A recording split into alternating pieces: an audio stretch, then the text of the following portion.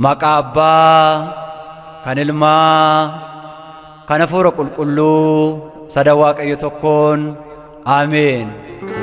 Yaa Waaqayyo kan na gargaaru hin jiruutii narraa hin fagaatin.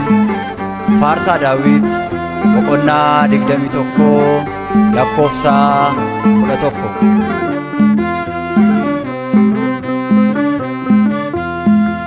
Baddeen jira yooma koo gargaaraan qabu yaa Gooftaa koo narraa fagaatiin fayyisaa koo hirkoon koo sidaa guyyaa rakkoo narraa fagaatiin fayyisaa koo hirkoon koo sidaa guyyaa rakkoo.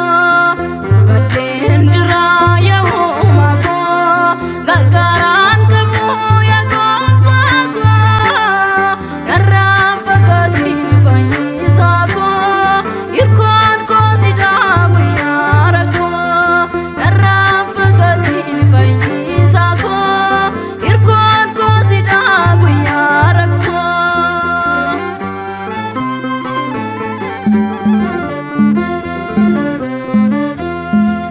Kake wamu ya wakako yominda gade ya umako sina bijadre nyiko ganda kunda jitirako sina bijadre nyiko ganda kunda jitirako.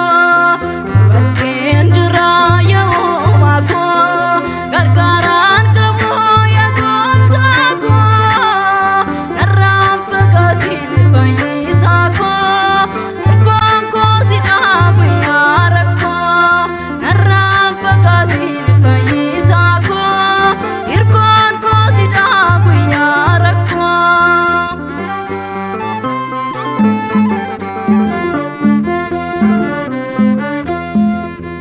Diina koo kaneessite obdii kee gubbaan ollaa dhaabdee nadiibi maaloo dibaata kee si tajaajiluun ta'a kan kee nadiibi maaloo dibaata kee si tajaajiluun ta'a kan kee. Baddeen jira yooma koo gargaaraan qabu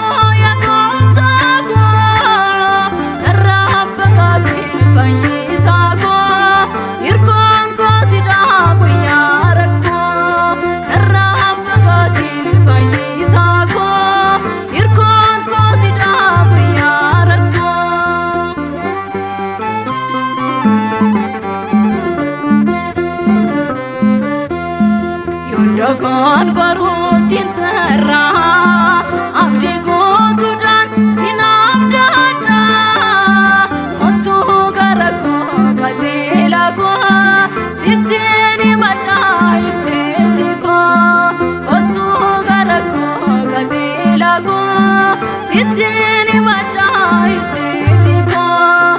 Baddeen jira yooma koo gargaaraan qabu